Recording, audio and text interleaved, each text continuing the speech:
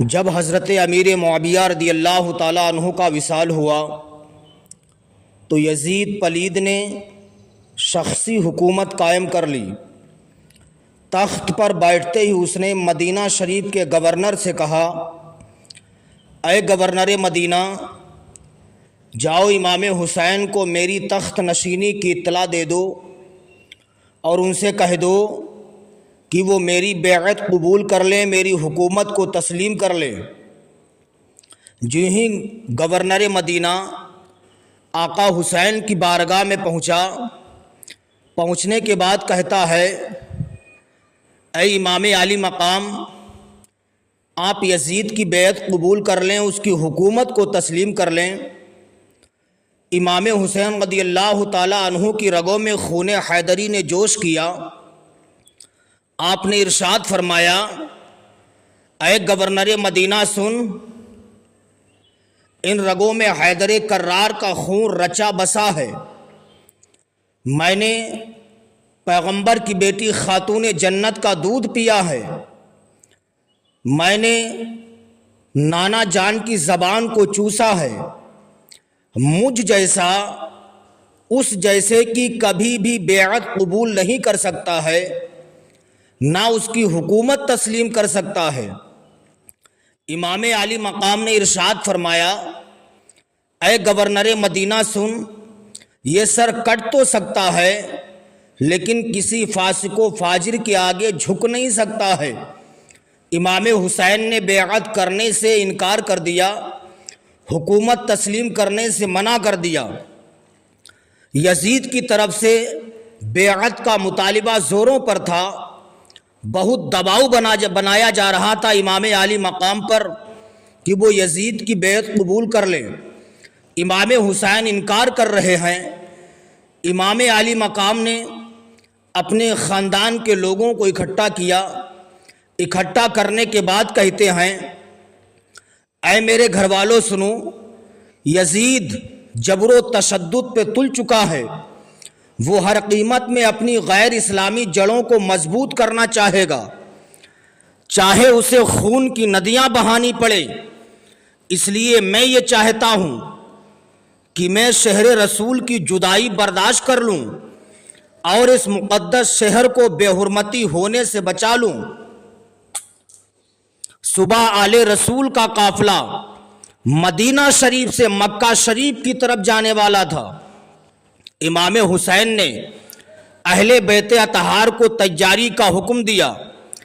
حکم دینے کے بعد اپنی بہن سیدہ زینب سے ارشاد فرماتے ہیں، اے میری بہن، میں یہ چاہتا ہوں کہ آج رات ماں فاطمۃ الزہرا کی مزار پہ حاضری دے لی جائے، نانا مصطفیٰ کے روضہ انور کی زیارت کر لی جائے۔ اتنا کہنے کے بعد رات کے وقت میں امام حسین رضی اللہ تعالیٰ عنہ اپنی ماں فاطمۃ الزہرا کی مزار پہ پہنچتے ہیں، دیوانہ وار گر جاتے ہیں، عرض کرتے ہیں، اے غریبوں مسکینوں کے سوال پورے فرمانے والی بنت رسول، آج تیرا مقدس بیٹا تیری بارگاہ میں فریادی بن کر حاضر ہوا ہے۔ اے میری ماں، اپنے بیٹے حسین کا آخری سلام قبول کر لو۔ اے میری تقدس ماں، تم نے کسی سائل کے سوال کو رد نہیں کیا ہے۔ آج تمہارا بیٹا تمہاری بارگاہ میں فریادی بن کر حاضر ہوا ہے۔ اے میری ماں، آج اپنے بیٹے حسین کا آخری سلام قبول کر لو۔ اے میری ماں، اپنے بیٹے حسین کو آخری بار الوداع تو کہہ دو۔ اے میری ماں، تیرا بیٹا حسین موت سے نہیں ڈرتا ہے۔ ماں، میں نے تیرا دودھ پیا ہے۔ ماں، میری رگوں میں حیدر کرار کا خون رچا ہے۔ ماں، میں نانا جان کی زبان چوستا رہا ہوں۔ ماں، میں رو اس لیے رہا ہوں کہ نانا جان کا مدینہ شریف چھوٹ رہا ہے۔ ماں کی قدموں کی زیارت سے دور جا رہا ہوں۔ نانا کا مدینہ چھوٹ رہا ہے۔ ماں، میں اس لیے رو رہا ہوں۔ اے میری ماں، آج اپنے بیٹے حسین کا آخری سلام قبول کر لو۔ مسلسل روتے چلے جا رہے ہیں، گلا رونج جاتا ہے۔ आवाज नहीं निकलती है। उधर शहजादी मुस्तफ़ा खातून जन्नत फातिमतु ज़हरा रज़ियल्लाहु ताला अन्हा की कब्र अनवर से दर्द में डूबी हुई आवाज आती है, ऐ मेरे बेटे हुसैन, ऐ मेरे लाल, अब कुछ ना कहना। ऐ मेरे लाल, तेरी दर्द अंगेज गुफ्तगू ने माँ के दिल पे छुरियां चला दी हैं। ऐ मेरे बेटे हुसैन, अब कुछ ना कहना, वरना मुझे कब्र अनवर से बाहर आना पड़ जाएगा।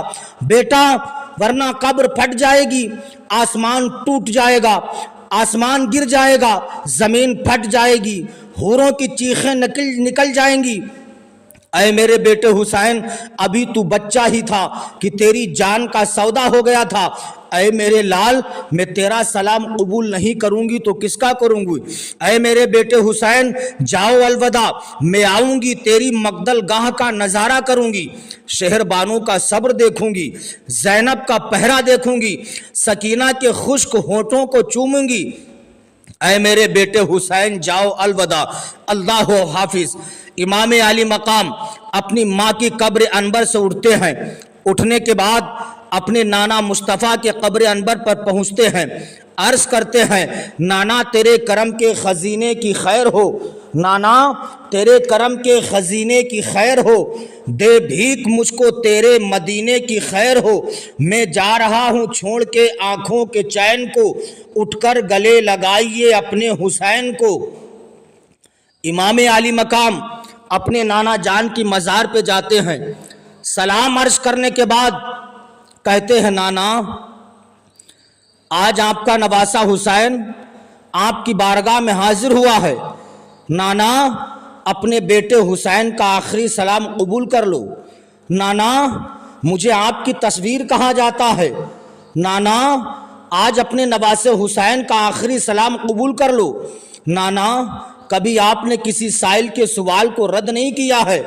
नाना मुझको देखिए, मैं आपकी तस्वीर हूँ, जिनको कंधों पर बिठाते थे वही शब्बीर हूँ। नाना आपने मुझे अपनी ज़बान को चुसाया है। नाना आपने मेरा गला चूमा है। ऐ मेरे नाना, आपकी बारगाह वो बारगाह है जिस बारगाह में अबू बकर आए सिद्दीक़ अकबर बन गए, उमर आए उस फारूक आज़म बन गए, उस्मान आए ज़ुन्नुरैन बन गए, अली आए हैदर कर्रार बन गए। नाना आज अपने नवासे हुसैन का आखिरी सलाम कबूल कर लो। नाना मुझे करबला शरीफ का रास्ता नहीं पता है, मुझे करबला शरीफ का रास्ता बता दीजिए। नाना जब मेरी थकी हुई बाहों में मजलूम अली असगर दम तोड़ रहा हो, मुझे सब्र व इस्तकामत अता करना। नाना कहीं कासिम की लुटती हुई जवानी देख करके मैं घबरा ना जाऊं, कहीं अब्बास लंबरदार के बाजू कटे देख कर मैं घबरा ना जाऊं। नाना उस वक्त मुझे सब्र व इस्तकामत नसीब करना। ऐ मेरे नाना अपने बेटे हुसैन का आखिरी सलाम कबूल कर लो। नाना मुझे करबला शरीफ का रास्ता नहीं पता है। इमाम आली मकाम का गला रुंध जाता है, आवाज़ नहीं निकल रही है, आंखों में नींद का गलबा हावी हो जाता है। नींद किसको आनी थी, मुलाकात का बहाना था। आकाए करीम तशरीफ फरमा होते हैं, अर्ज करते हैं, ऐ मेरे बेटे हुसैन, ये करबला शरीफ का रास्ता है, यहाँ पे कासिम की जवानी लुटेगी, यहाँ पर अब्बास लंबरदार के बाजू कलम किए जाएंगे, यहाँ पे अली असगर की हल्क में तीर पेबस्त होगा, यहाँ पे औनो मोहम्मद शहीद होंगे, यहाँ पर हुर शहादत का जाम नोश करेंगे। इमाम आली मकाम ने ख्वाब में सारा मैदान करबला का नक्शा देख लिया। इमाम हुसैन नाना के मज़ार से उठते हैं। उठने के बाद भाई हसन की मज़ार पर पहुंचते हैं, हाजिरी देते हैं, घर पे आते हैं, काफिले को चलने का हुक्म देते हैं। जब आपका काफिला चलने लगता है, क्या देखते हैं, एक छोटी सी बच्ची है, नाम उसका सुगरा है, इतनी शिद्दत का बुखार है। इमाम हुसैन ने जब हाथ पकड़ा तो ऐसा लग रहा था आग के अंगारों पर अपना हाथ रख रहे हों। इमाम आली मकाम रज़ियल्लाहु ताला अन्हु ने काफिले को चलने का हुक्म दिया। حضرت بیمار سغرا نے کہا بابا آپ ہم کو چھوڑ کے کہاں جا رہے ہیں؟ امام علی مقام نے فرمایا 2-3 مہینے کے بعد علی اکبر آئے گا تمہیں لے کے جائے گا۔ امام علی مقام نے قافلے کو چلنے کا حکم دیا۔ آپ کا قافلہ چلنے لگتا ہے، جب مدینہ شریف کے باہر نکلتا ہے امام علی مقام پیچھے مڑ مڑ کے شہر رسول دیکھ رہے ہیں۔ مدینہ وہ شہر ہے، حجاج کرام جب مدینہ شریف جاتے ہیں، جب مدینہ شریف سے واپسی کا ارادہ کرتے ہیں، دھاڑے مار مار کے رویا کرتے ہیں۔ ایک حاجی کا یہ عالم ہوتا ہے کہ مدینے کی جدائی کو برداشت نہیں کر پاتا ہے، لیکن امام حسین تو وہ ہیں جن کا بچپن مدینے میں گزر رہا ہے، جوانی مدینے میں گزر رہی ہے، روز و شب مدینے میں گزر رہے ہیں۔ حسین تو وہ ہیں جو فجر مدینے میں پڑھ رہے ہیں، ظہر مدینے میں پڑھ رہے ہیں، عصر مدینے میں پڑھ رہے ہیں، عشاء مدینے میں پڑھ رہے ہیں۔ امام حسین کے دل پہ کیا گزر رہی ہوگی؟ امام حسین کا قافلہ سفر کی صحبتیں برداشت کرتا ہوا بالآخر مکہ شریف میں پہنچ جاتا ہے۔ امام علی مقام جب مکہ شریف میں پہنچتے ہیں، جب صحابہ نے سنا کہ امام حسین مدینہ کی سکونت کو چھوڑ کر کے مکہ شریف میں رہائش پذیر ہو چکے ہیں، جو بھی سنتا تھا آپ کی بارگاہ میں حاضر ہونا شروع ہو جاتا تھا۔ لوگ جوک در جوک آپ کی بارگاہ میں حاضری دینے کا شرف حاصل کرنے لگتے ہیں۔ امام حسین رضی اللہ تعالی عنہ کو مکہ شریف پہنچے ہوئے ابھی کچھ ہی عرصہ ہوا تھا کہ یہ خبر کوفہ والوں تک پہنچ جاتی ہے۔ کوفہ والوں نے آپس میں ایک میٹنگ کی۔ میٹنگ کرنے کے بعد متفقہ طور پر فیصلہ کرتے ہیں کہ جس طریقے سے بھی ہو سکے نواسے رسول امام حسین کو مدینہ شریف بلوا کر کے یزید کی بد کرداریوں اور بد اعمالیوں کا محاسبہ کروایا جائے۔ چنانچہ کوفہ والوں نے متفقہ طور پر یہ فیصلہ کیا کہ امام حسین کو یہاں ضرور بلایا جائے۔ ایک خط لکھا، خط میں لکھ دیا یا امام ہم نے آپ کو اپنا پیشوا مان لیا ہے، آپ کے ہاتھوں پر ہم بیعت ہونا چاہتے ہیں، آپ کو جو ہی خبر ملے آپ مکہ شریف کی سکونت کو چھوڑ کر کے کوفہ آ جائیے۔ یہ خط روانہ کر دیا۔ یہ خط امام حسین کی بارگاہ میں پہنچا۔ اب خطوں کا تاند بن جاتا ہے، 1-2 خط نہیں، تقریباً 150 خطوط امام حسین کی بارگاہ میں پہنچے۔ امام علی مقام نے اپنے ساتھیوں سے مشورہ کیا، اب ہمیں کیا کرنا چاہیے؟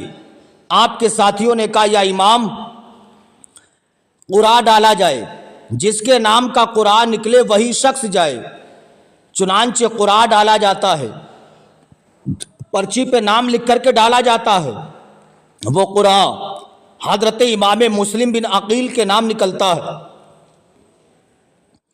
حضرت مسلم بن عقیل سے آقا حسین نے فرمایا اے مسلم تم کوفہ چلے جاؤ، وہاں کے حالات کا جائزہ لے لینا، پھر خط لکھ دینا، میں آ جاؤں گا۔ حضرت امام مسلم رضی اللہ تعالیٰ عنہ جب چلنے کا ارادہ کرتے ہیں، آپ کے 2 شہزادے ہیں، ایک کا نام محمد ہے، ایک کا نام ابراہیم ہے۔ دونوں شہزادے قریب آتے ہیں، آنے کے بعد کہتے بابا آپ اکیلے نہ جائیے، ہمیں ساتھ میں لے کے چلیے۔ امام مسلم نے فرمایا بیٹو ہم تمہیں ساتھ میں کیسے لے کے جائیں گے؟ طویل سفر ہے، تمہیں پیاس لگے گی، پانی نہیں ملے گا، بھوک لگے گی، کھانا نہیں ملے گا۔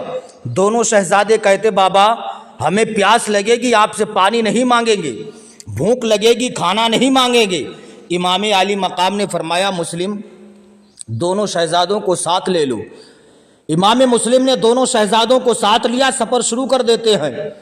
راستے میں بچوں کو پیاس لگتی، اپنا وعدہ یاد آ جاتا ہے، بھوک لگتی ہے، اپنا وعدہ یاد آ جاتا ہے۔ المختصر یہ امام مسلم کوفہ کی سرزمین پر پہنچتے ہیں۔ کوفہ والوں نے آپ کا بڑا شاندار استقبال کیا۔ آپ کو رئیس کوفہ مختار ثقفی کے مکان پر ٹھہرایا جاتا ہے۔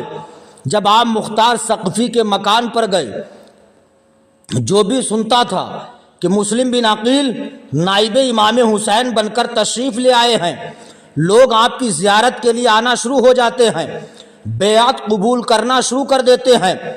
پہلے ہی دن 12,000 لوگوں نے حضرت امام مسلم کے ہاتھوں پر امام حسین کی نام کی بیعت کو قبول کر لیا تھا، ابھی یہ سلسلہ جاری و ساری تھا۔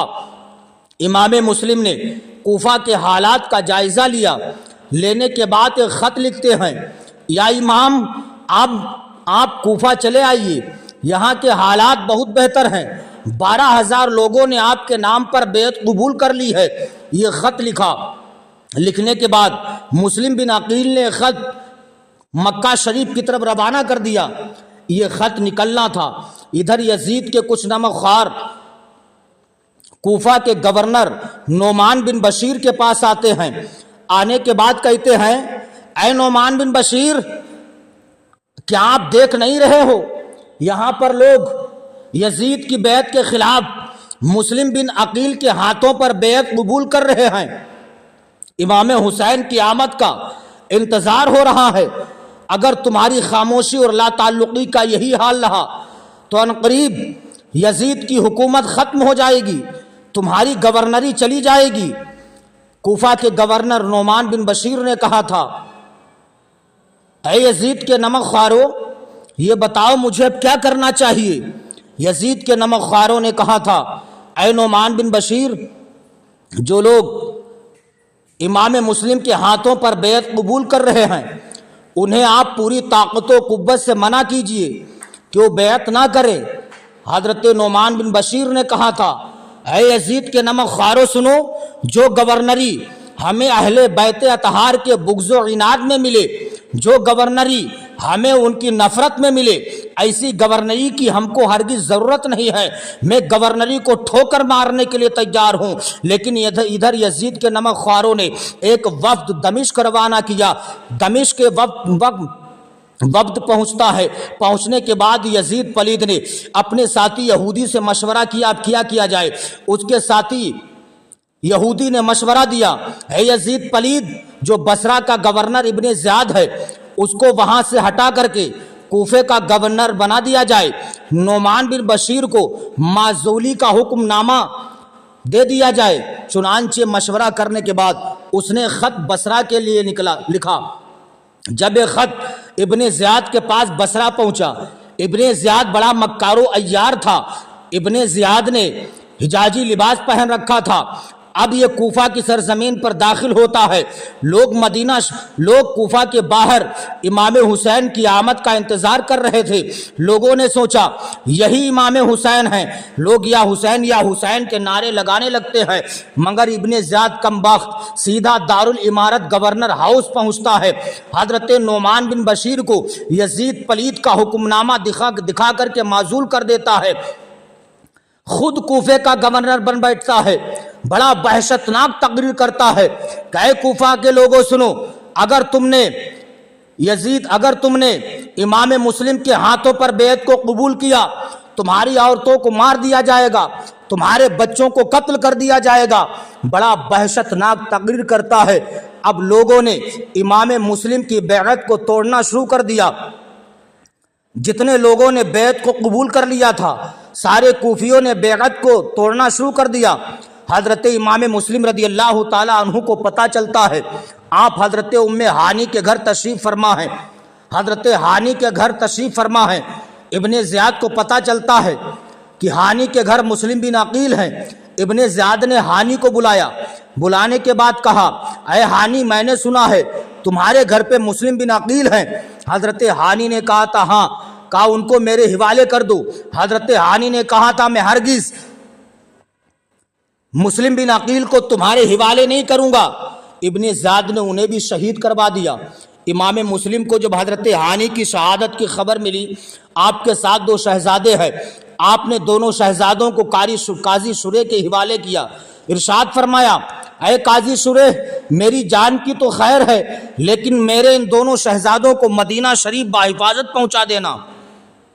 قاضی شریح نے دونوں بچوں کو لے لیا۔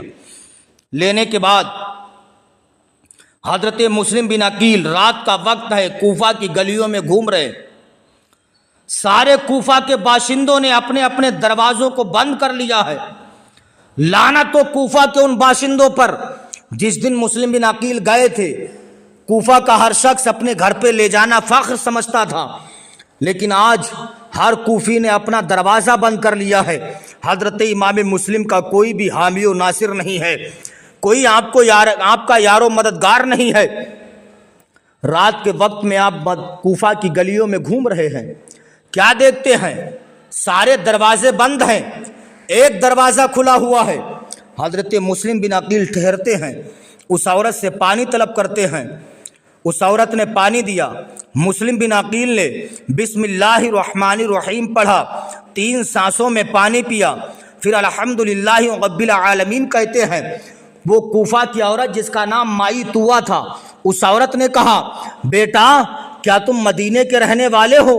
کیا تمہارا تعلق اہل بیت سے ہے؟